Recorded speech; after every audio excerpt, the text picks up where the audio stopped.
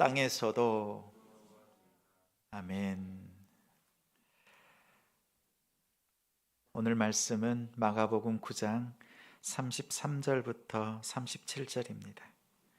신약 69쪽입니다. 마가복음 9장 33절부터 37절까지.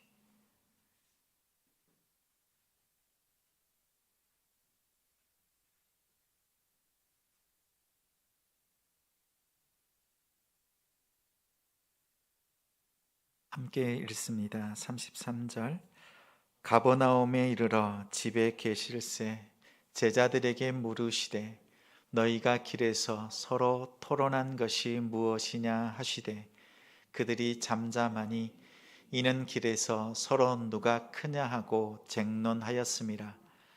예수께서 앉으사 12 제자를 불러서 이르시되 누구든지 첫째가 되고자 하면 무사람의 끝이 되며 무사람을 섬기는 자가 되어야 하리라 하시고 어린아이 하나를 데려다가 그들 가운데 세우시고 안으시며 제자들에게 이르시되 누구든지 내 이름으로 이런 어린아이 하나를 영접하면 곧 나를 영접함이요 누구든지 나를 영접하면 나를 영접함이 아니요 나를 보내신 이를 영접함이니라.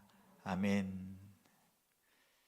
익숙한 것으로부터 구별하라. 익숙한 것으로부터 구별하라 라는 제목으로 말씀 전합니다. 제자같이, 가정같이, 사도같이 같이 이루는 지성. 이 시간 하나님을 예배하는 우리 성도님들을 주님의 이름으로 사랑하고 축복합니다. 우리 4월 부활주일을 앞두고 사순절 기간을 보내고 있습니다. 이 기간에는 예수님께서 제자들에게 당부하신 말씀을 기억하고 마음에 새기길 원합니다.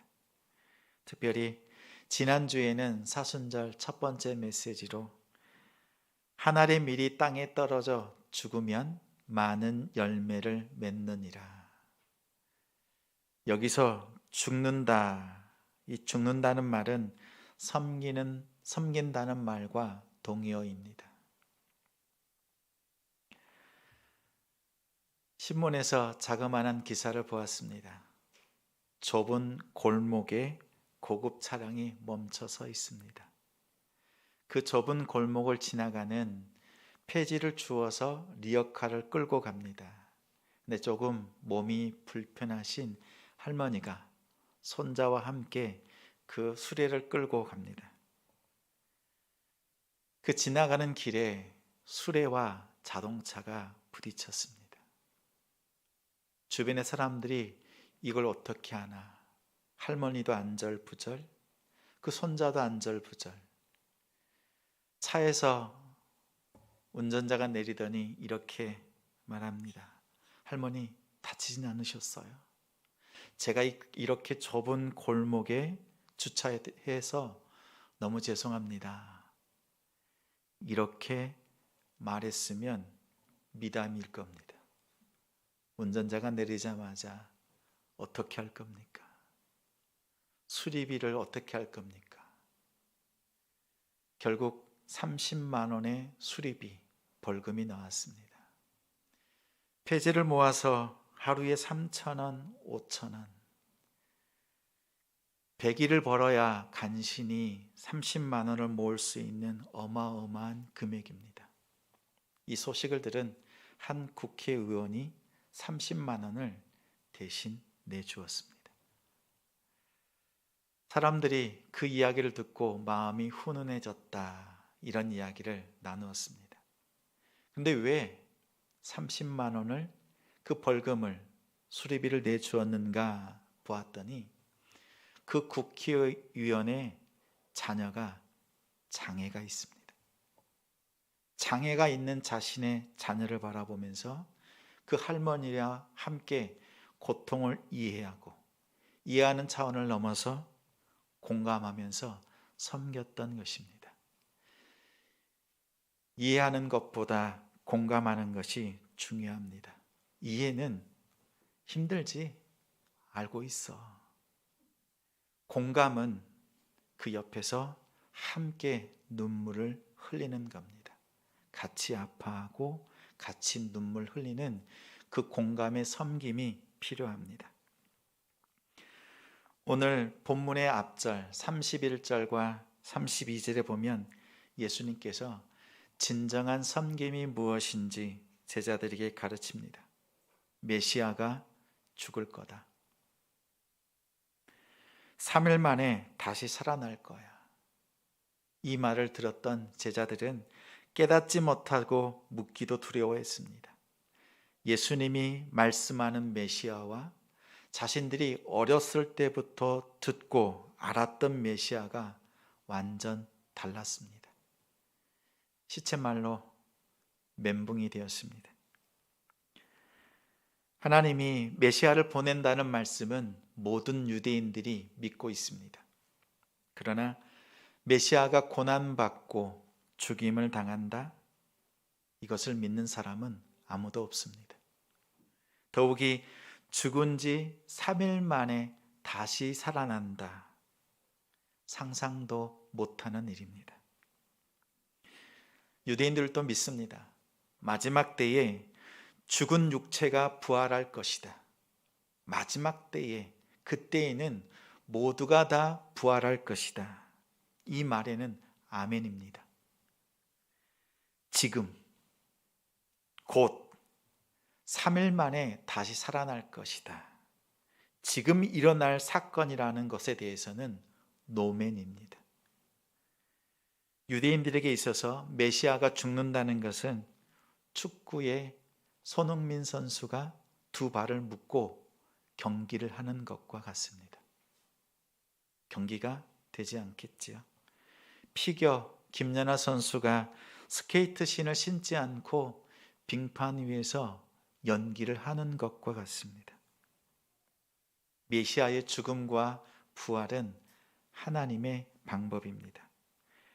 자기 백성의 죄를, 그 고통을 이해하는 차원이 아니라 직접 죄 용서의 십자가를 지시는 공감으로서 섬기셨습니다. 전혀 예상 밖의 일이요 아주 생소한 것입니다. 오늘 예수님께서 제자들에게 말씀하신 섬김은 고난과 죽음, 부활의 길을 따르라는 강력한 권면입니다. 그동안 걸어왔던 익숙한 길, 그것을 버리고 전혀 다른 길을 걸으라. 이렇게 제자들에게, 우리에게 말씀합니다. 그러면 섬김이란 무엇입니까? 섬김. 다른 사람의 시종을 드는 것, 그리고 스스로 종이 되는 것입니다. 출애굽은 430년 동안 지냈던 애굽의 익숙한 생활을, 그 환경을 떠나는 것입니다. 애굽에서의 삶은 고통 그 자체, 종살이였습니다. 하나님께서 모세를 바로에게 보냅니다. 그리고 출애굽기 7장 16절에 이렇게 말씀으로 선포합니다. 내 백성을 보내라. 그러면 그들이 광야에서 나를 섬길 것이니라. 애굽에서 광야로 불러내신 목적이 하나님을 섬기는 것입니다. 여기서 섬기다, 아바드는 자신의 존재를 바쳐서 상대를 이롭게 하는 행동입니다. 즉, 남을 위해서 일하는 것입니다. 하나님을 섬기는 것은 하나님을 이롭게 하는 행위입니다. 그것에 초점을 맞출 때 진정한 예배가 됩니다. 우리의 예배가 그렇게 하나님께 드려짐을 감사합니다. 광야에서 하나님을 섬기는 것은 고통에서 불러내시고 구별하여서 하나님 안에서의 자유를 주신 겁니다. 그러면 우리가 이런 섬김, 누구를 섬겨야 합니까? 오늘 37절에 어린아이를 영접하라. 어린아이를 섬겨라. 여기서 어린아이는 앞뒤를 분간하지 못하는 사람, 스스로 자신의 삶을 책임지지 못하는 연약한 사람들입니다. 사회적으로 또 종교적으로 연약한 자들을 의미합니다. 그런데 왜 이러한 연약한 자들을 섬겨야 합니까? 성경을 곳곳에 펼치면 섬겨라, 이 당부의 말씀이 가득 차 있습니다. 예수님께서도 제자들에게 섬김을 고집하는 이유가 무엇입니까? 우리 성도님들도 그동안 섬겨야 합니다, 이런 말씀을 많이 들었지요. 그리고 우리 마음속에도 섬겨야 돼, 이 마음이 있습니다. 그럴 때마다 마음이 기쁘신가요? 아니면 어려움이 있나요? 맨날 섬기래.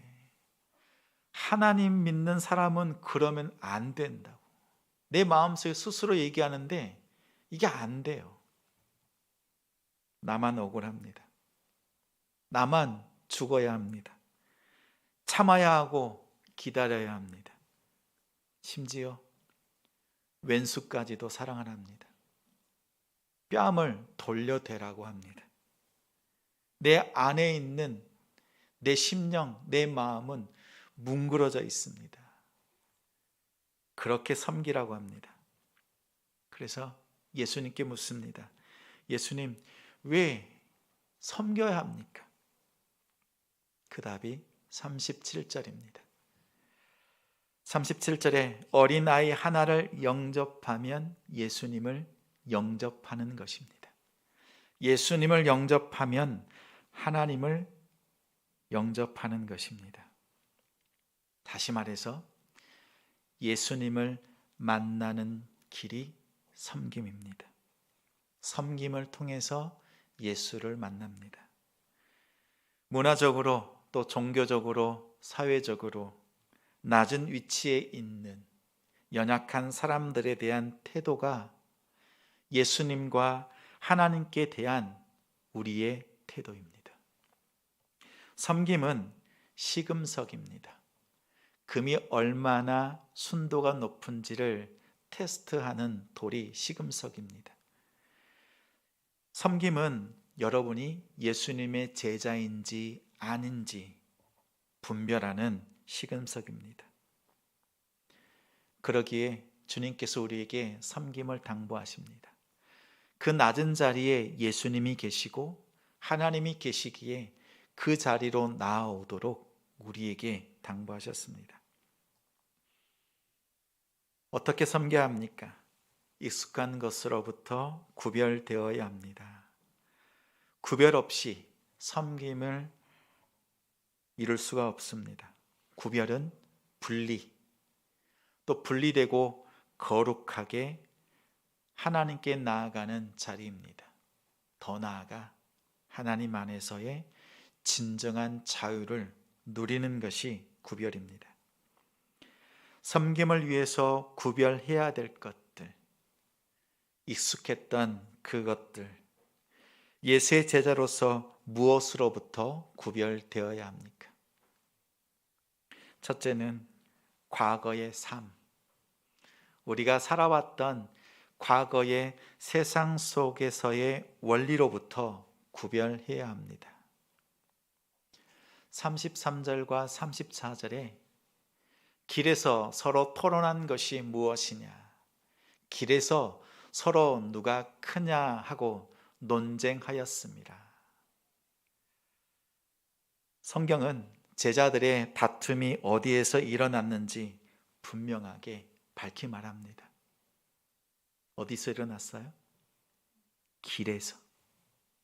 길에서 일어났습니다. 그 길은 가버나움으로 가는 길입니다. 겉으로는 그렇습니다. 속으로는 예수와 함께 가는 길, 예수를 따르는 길, 그 길에서 다투었습니다. 제자의 길을 걸어가면서도 다투었습니다. 예수를 따르면서도 다툼이 생기는 이유가 있습니다. 애굽은 430년 동안의 고통이었습니다. 고통 가운데 출애굽은 이 고통으로부터의 벗어나는 자유입니다. 이스라엘의 40년 동안의 광야 생활이 고난처럼 보입니다. 고난. 애굽의 고통에서 광야의 고난으로 옮겨진 것처럼 보입니다. 겉으로는 그렇습니다. 고통을 벗어나 하나님께서 인도하시는 이 광야 생활로 들어오는 것은 고난이 아니라 하나님 안에서의 자유, 하나님을 기쁨으로 예배할 수 있는 그 자유를 주시는 곳이 하나님의 백성들이 가는 광야길입니다. 예수님을 따르는 제자들의 삶 또한 고난이 아닙니다. 예수님의 말씀 안에서 하나님의 임재를 누립니다. 그분의 능력의 삶을, 그 은혜를 나누는 것이 제자의 삶입니다. 임재와 은혜를 나누는 그 일에 방해꾼, 장애물이 있습니다. 예수님을 따르는 길에서 생각이 너무 많습니다. 제자들의 시작은 어떠했습니까? 아버지와 배와 그물을 버려두고 예수를 쫓았습니다. 몸은 과거의 생활에서 그의 삶에서 떠났지만 마음은 누가 크냐? 세상적인 삶에서 떠나지 못했습니다. 예수를 따르면서도 세상의 원리로 살아갑니다. 서로 누가 크냐라는 다툼은 예수님께서 왕이 되면 높은 자리를 원하는 마음, 예수님께서 앞서서 8장과 9장에 와서 계속 메시아로서 죽음을 말씀합니다. 예수님께서 죽으신다면 그 다음 후계자는 내가 되면 좋겠다, 이 마음 때문입니다. 토끼와 거북이 경주 이야기하시지요. 둘이 달리기 경주를 시작합니다. 당연히 발빠른 토끼가 앞섭니다. 토끼는 거북이가 어디만큼 오는지 계속 살핍니다. 그러다가 잠이 들었습니다. 화들짝 잠을 깬 토끼가 거북이를 바라보니 결승점을 지나가기 직전입니다. 엉금엉금 기어가고 있습니다. 놀란 토끼가 죽을 힘을 다해 달렸지만 거북이가 먼저 결승점을 통과했습니다. 거북이가 토끼를 이겼다는 이야기입니다. 거북이가 토끼를 이긴 이유는 무엇입니까? 어렸을 때 선생님으로부터 이런 질문을 받으면 이렇게 답했습니다. 거북이가 쉬지 않고 성실하게 경기에 임했기 때문에 이겼습니다. 이렇게 답했던 그 일이 생각납니다. 거북이가 이긴 비결은 하나입니다. 목표가 달랐습니다. 토끼의 목표는 거북이를 이기는 것입니다. 늘 거북이랑 비교합니다. 거북이보다 한 걸음만 더 앞서 있으면 만족합니다. 거북이보다 더 부자면 됩니다. 10원이라도 더 부자면 마음이 편안합니다. 거북이보다 더 건강하고 또 거북이보다 더 은혜 받고 싶은 토끼, 그의 마음은 늘 거북이하고 비교하는 겁니다. 자신이 처지지는 않을까 안절부절합니다. 자신보다 다른 사람을 바라보면서 즐거워하고 행복합니다. 한 걸음 더 앞서 있는 것으로 만족하는 것. 반면에 거북이의 목표는 토끼를 이기는 것이 아닙니다. 토끼가 빨리 가든 쉬든지 잠자든지 상관하지 않습니다. 거북이의 목표는 골인 지점을 통과하는 것입니다. 토끼가 먼저 골인했다면 자신이 경기를 졌다고 해도 그 경기를 끝까지 마치는 것이 거북이의 목표입니다. 다른 사람이 부자가 되고 더 잘 되는 것, 옆에 있는 성도가 더 은혜 받는 것 관여치 않습니다. 우리의 신앙생활도 마찬가지죠. 어떤 목표를 가지고 있느냐가 중요합니다. 이 시간 우리 성도님들께 묻습니다. 마음으로 답해 보십시오. 여러분은 어떤 삶을 사시겠습니까? 토끼처럼 사시겠습니까? 아니면 거북이가 되시겠습니까? 들립니다. 열의 9은 거북이로 살겠습니다 라고 답합니다. 열의 1명은 이렇게 답합니다. 목사님, 그래도 저는 부자가 되겠어요. 저는 토끼가 되겠습니다. 이렇게 말합니다. 이 시간 우리 성도님들께 권합니다. 여러분이 가지고 있는 달란트와 은사, 주님께서 맡겨주신 사명, 그 재능을 가지고 토끼가 되십시오. 하나님께서 여러분들을 가난하게 하나님께 살도록 원치 않으세요. 부자 되십시오. 여러분이 가지고 있는 달란트 많이 키워서 더 훌륭하게 영향력 있는 사람들이 되십시오. 그런 부자가 되세요. 그런데 마음은 거북이의 마음으로 사셔야 돼요. 이것이 중요합니다.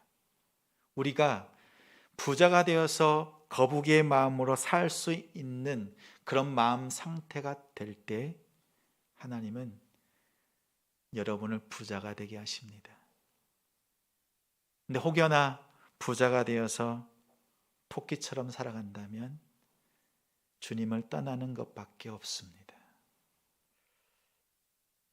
인생의 목표를 예수로 바꾸었다면 우직한 믿음으로, 성실한 믿음으로 달려가십시오. 예수를 따르겠다면서도 토끼의 마음으로 살면 무척 힘이 듭니다. 예수를 따르기로 했으니 예수님만 표대 삼는 거북이로 삽시다. 세상에서 높은 자리, 큰 자리를 추구하던 과거의 삶, 여러분의 마음에서 도려내십시오. 익숙한 과거의 삶, 세상에 이기는 원리를 버리고 구별하고 그것들로부터 자유로운 성도가 됩시다. 우리가 구별해야 될 익숙한 것, 두 번째, 세상 권력으로부터 구별해야 합니다. 35절에 보니 첫째가 되고자 하면 섬기는 자가 되어야 하리라. 예수께서 앉으시고 제자들을 부르십니다. 베드로야, 일로 와봐. 안드레, 너도 이리 와. 요한, 너도 이리 와. 12 제자들을 다 불러서 그들을 앉히시고 가르칩니다.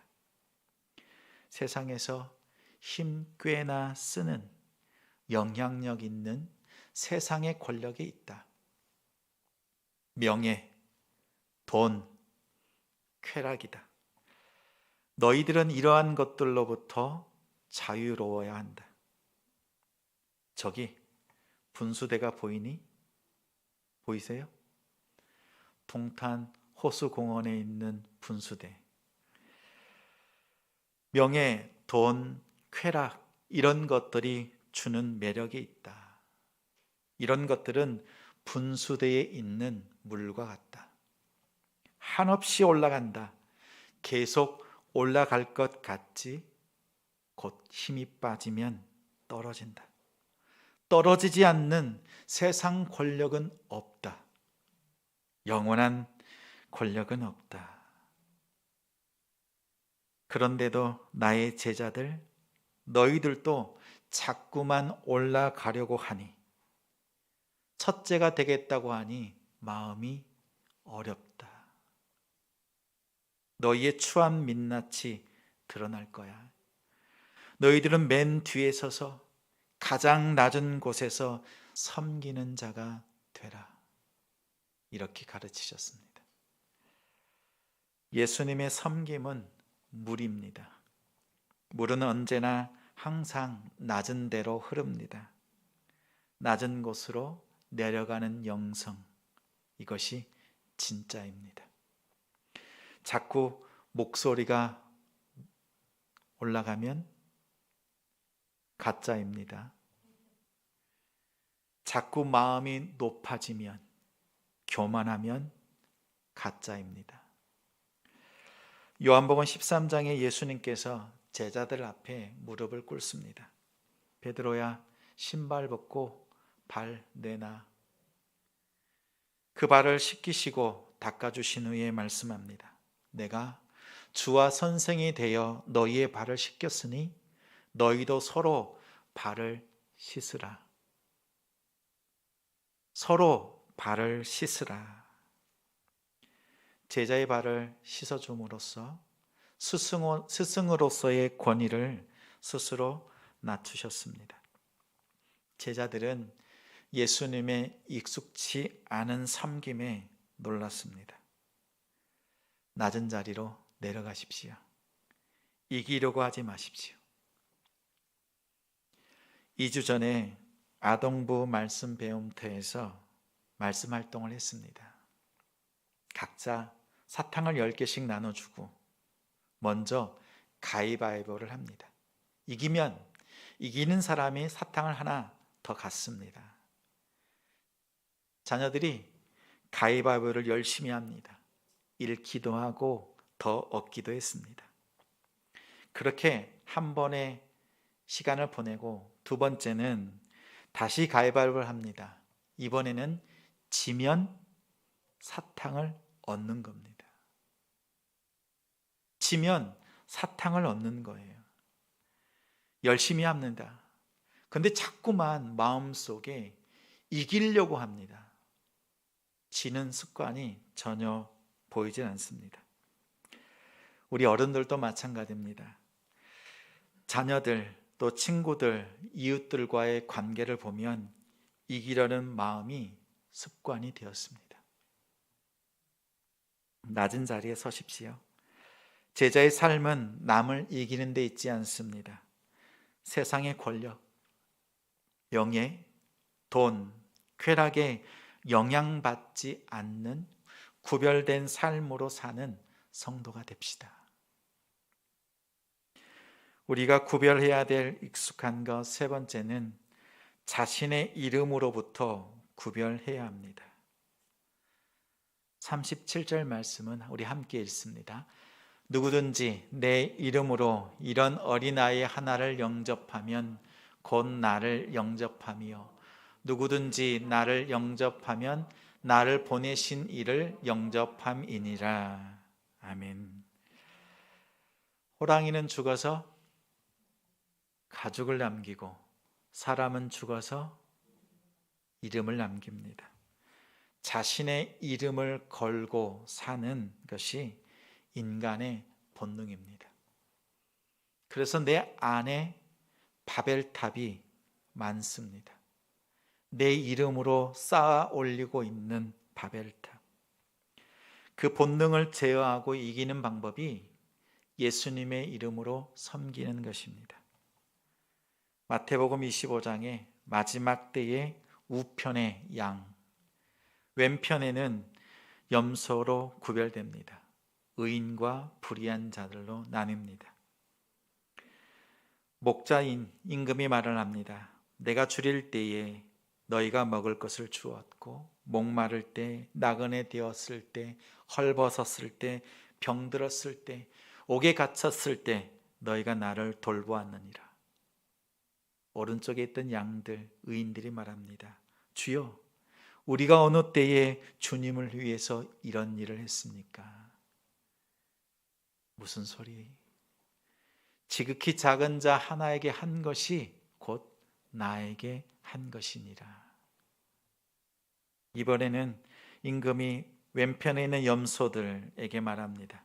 내가 줄일 때에 너희가 먹을 것을 주지 않았고 목마를 때 나그네 되었을 때 헐벗었을 때 병들었을 때 옥에 갇혔을 때 돌보지 아니하였느니라. 똑같이 반문합니다. 주여, 우리가 어느 때에 주님을 섬기지 않았습니까? 주를 위해서 예배하고 하나님께서 기뻐하시는 사역에 마음을 다해서 섬기지 않았습니까? 무슨 소리? 지극히 작은 자 하나에게 하지 아니한 것이 곧 나에게 하지 아니한 것이니라. 목자의 말씀은 분명합니다. 양들에게 주시는 말씀은 너희는 하였고 하였느니라. 염소에게 주시는 말씀은 너희는 아니하였고 아니하였느니라. 양들은 자신의 이름으로 한 일이 없습니다. 염소는 자신이 한 일을 기억하고 자기의 이름을 남겼습니다. 예수의 이름으로 섬기는 자리는 예수님을 만나는 자리입니다. 그 자리에서 우리는 하나님의 임재를 경험합니다. 봉사하고 사진 한 장 찍는 자리가 아닙니다. 내 이름을 남기는 자리가 아닙니다. 예수님께서 제자들에게 섬김을 이토록 강조하신 이유는 그 자리에서 만나 주시기 위해서 여러분을 초대하시는 것입니다. 섬길 때 여러분이 여러 가지 모양으로 하나님 앞에 나아갈 때 주님께 기쁨이 되고 있는가? 지금 나의 이 행동, 말과 생각이 하나님의 이름을 위한 것인가 살피시기 바랍니다. 예수의 이름을 새기는 섬김인지 살피면서 세상 속으로 들어가 승리하는 성도가 되시기 바랍니다.